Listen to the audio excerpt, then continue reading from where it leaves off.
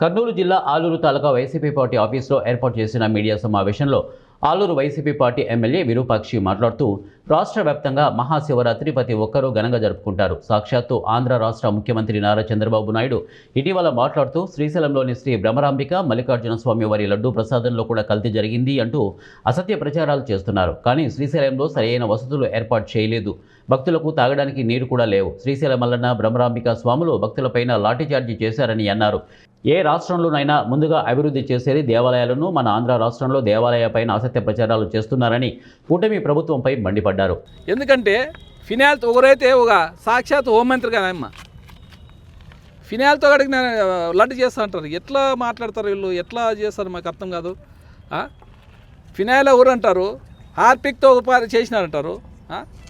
మన క్లీన్ బాత్రూంలో క్లీన్ చేస్తాం చూడండి, దాంతో లడ్డు చేసినామంటారు. ఏమైనా మనసులా వీళ్ళు పశువుల మానవత్వము మానవజాలం పుట్టారా వీళ్ళు? మనకెందుకు మానవజాలం ఉంది వీళ్ళకి, మానవత్వం ఉంది వీళ్ళు మాట్లాడేకి. ఒకరైతే ఒకనైతే యాసిడ్తో చేసినట్టు లడ్డుని. ఏమన్నా యాసిడ్తో లడ్డు చేస్తారా, హార్పిక్తో లడ్డు చేస్తారా? ఏమన్నా అర్థం పర్థం ఉంది వీళ్ళకి. అసలు మన జనం ఏమనుకుంటారు అనే విధంగా ఇంత అరాచకం. అంటే వాళ్ళు చంద్రబాబుతో మెప్పి ఉండాలనేది తెలియదు మనకి. ఆయన హోంమంత్రి గారు ఏమిటికి రారు. ఓన్లీ జగన్మోహన్ రెడ్డి ఎప్పుడో తప్పు ఏమైనా చేస్తే దాన్ని ఎత్తుపొడిచేకి జగన్మోహన్ రెడ్డి మాట్లాడే వస్తుంది తప్ప వేరే అవసరం లేదు ఆయనకి. అదే జగన్మోహన్ రెడ్డి ఎప్పుడు తిట్టాలో, ఎట్లా చేయాలో, ఎట్లా మాట్లాడాలి అనే విధంగా వస్తుంది తప్ప ఏమి చేయదు. వాళ్ళని నేను ఒకటే చెప్తున్నాను, వాళ్ళ నోరుని ఫినాయిల్తో కడిగి మన ఏడుగొండలో వెంకటేశ్వర స్వామి వీళ్ళకి మంచి బుద్ధి తేవాలనే విధంగా మేము కోరుకుంటున్నాం. ఎందుకంటే మన రాష్ట్రంలో పవిత్రమైన దేవాలయం ఉంది.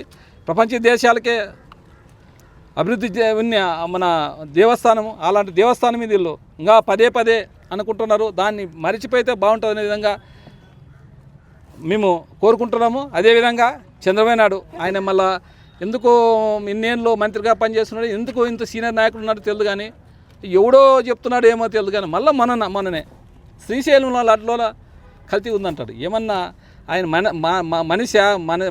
మనము మనిషి పుట్టాక ఎవడన్నా ఇట్లా సాక్షాత్ సీఎంఏ అసలు ఎందుకు అంటున్నాడో, మళ్ళీ ఎవరిని అంటే మన దేవాలయాలు ఉండకూడదనే, మన ఆంధ్రప్రదేశ్లో ఏ దేవాలయాలు పోకూడదనే, భక్తులు ఎవరు పోకూడదనే ఇలాంటి మాటలు మాట్లాడుతారు సాక్షాత్ సీఎం గారు.